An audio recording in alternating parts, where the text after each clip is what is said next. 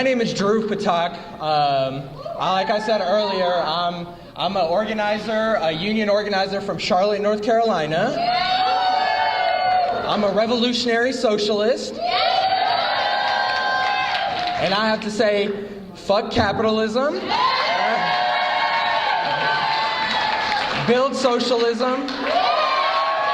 And free our people.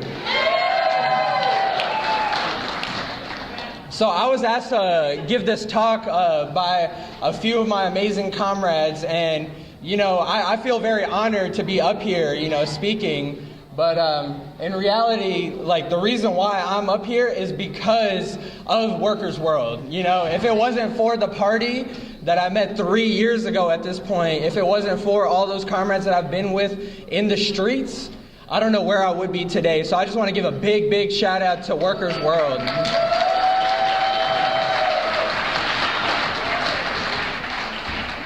So cool.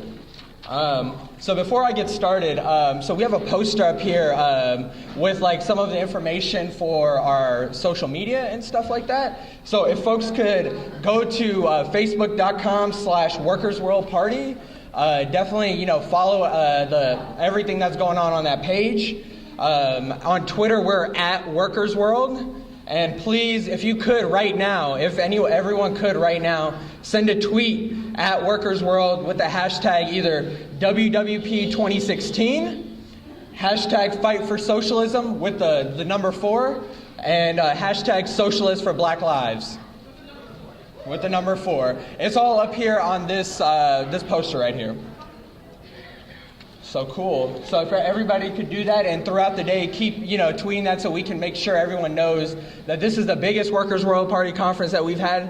Is that correct? Okay, cool. All right. So I'm going to get started. So like I said, name is Dhruv Patak. I was originally born in a city called Ahmedabad, which is the capital of Gujarat in India.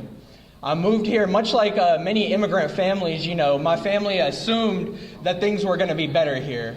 My dad, came from a wealthier background back in India, and he moved here seeking a life that was a little bit easier. My biological mother was, suffering with hemorrhages and ultimately passed away at a very young age from brain cancer.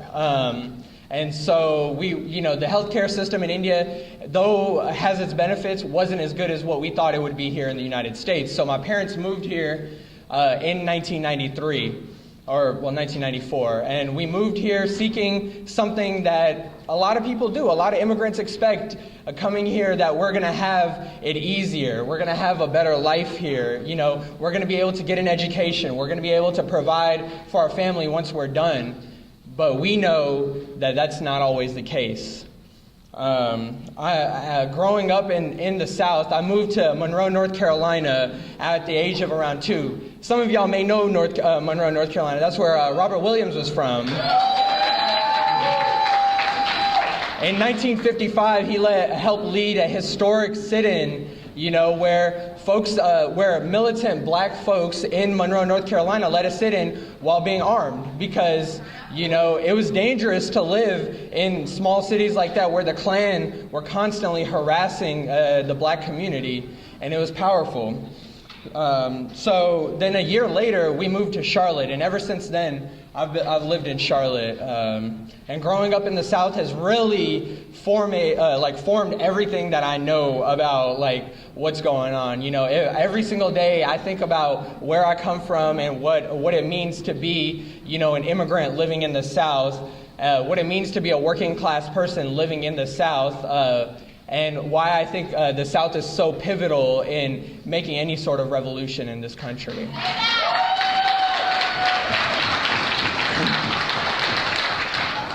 So something that really has always stuck with me, something that's been like a pivotal moment in my life, was 9/11. When 9/11 happened, I was 7 years old.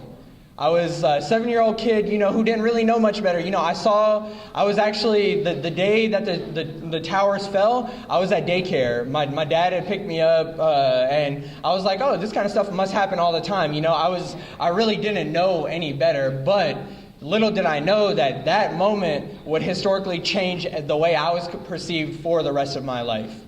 So from that day on, I was referred to many things, but, among things like terrorists, among, being referred to that stuff really didn't impact me as much until I became a revolutionary socialist. Until I understood that the reason why, attacks like this happen in our country is because the U.S. has been occupying the Middle East for years, for decades. And U.S. imperialism has really destroyed countries of people that look just like me. After, just like we know we had a candidate that was running for president that single-handedly supported sanctions on Iraq that killed 500,000 people. And so we understand that there is a level of righteous indignation that comes out of the Middle East in many ways. And so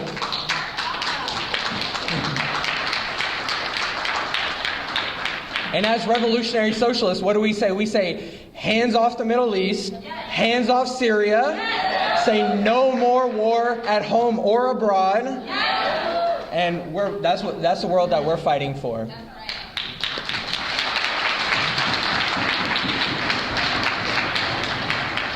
And as I'm talking a little bit about Islamophobia, I want to touch a little bit about another candidate that happens to be going to be our president-elect in the next month or so.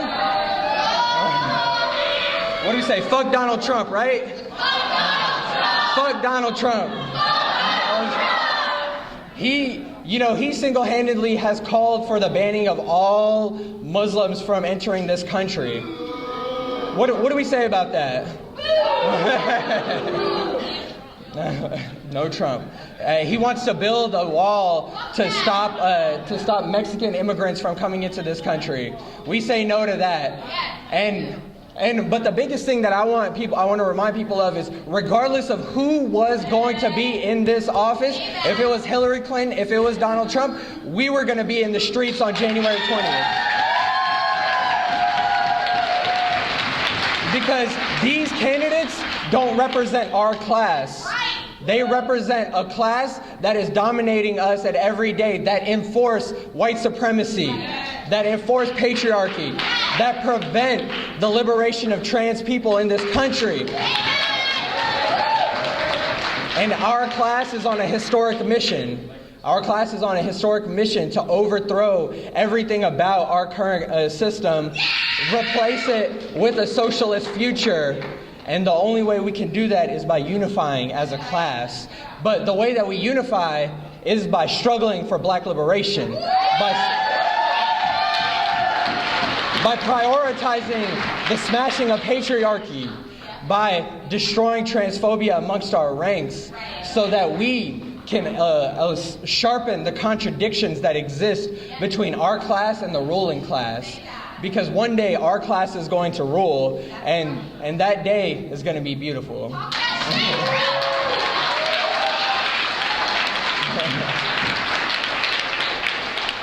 And the only way we can do that is by being organized, by being a part of revolutionary socialist organizations, by being a part of organizations that are going to be combat ready, that are ready to be in the streets at any moment's notice, that is going to fight for against every form of oppression and injustice that exists under our current system, which we know is a lot. Absolutely. So now I just want to touch a little bit about the Charlotte Uprising. Have folks heard about that?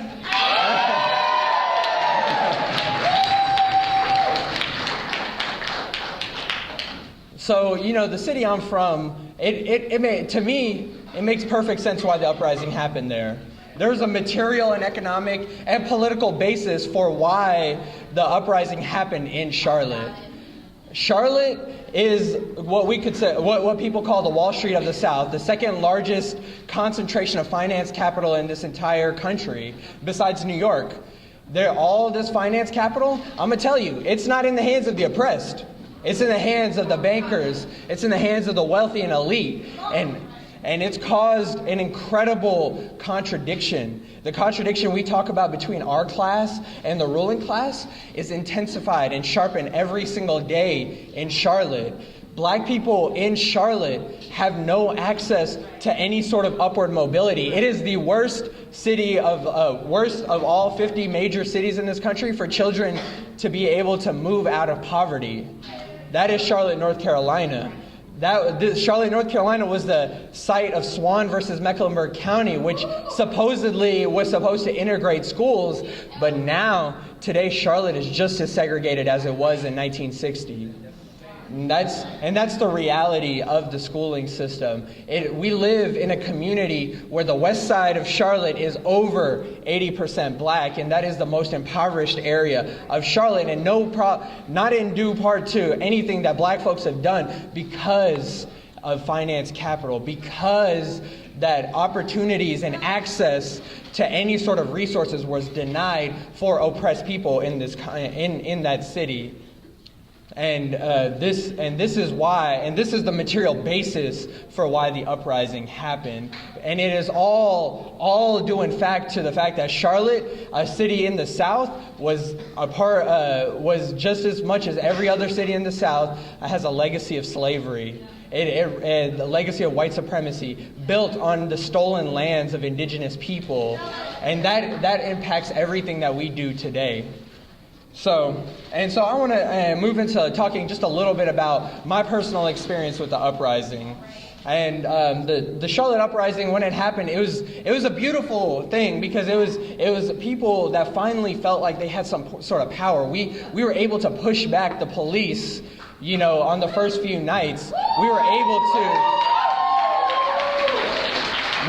to for the first time be able to show that when we unify and when we get together, that no matter how militarized the police are, our people are more powerful. We're more powerful. We have the ability to make sure that our people are taken care of, and the only people that keeps us safe is us. We don't need police on our streets. And so the Charlotte uprising happened. The first two nights, met with incredible media sensation and sensationalized headlines. But the truth of it is that this was when people were getting together, and we have continued and sustained the uprising for the past 2 months now. And we're not going to stop until we get justice for Keith Lamont Scott, for Justin Carr, to free Raekwon Borum, who was framed for the murder of Justin Carr, and until we ultimately free all of our people. And this leads me into what is the last part of it. Right now we see uprising people in the streets every single day fighting against Trump, fighting for Black lives and stuff like that. And we have to remember that right now, the historical moment that we're in, the Black Lives Matter struggle is so vital in sharpening all the contradictions that exist within in what we're fighting for. We have to realize that because of the Black Lives Matter movement, we can firmly say, but what the party has been saying for decades, that cops are not workers. They are not a part of us.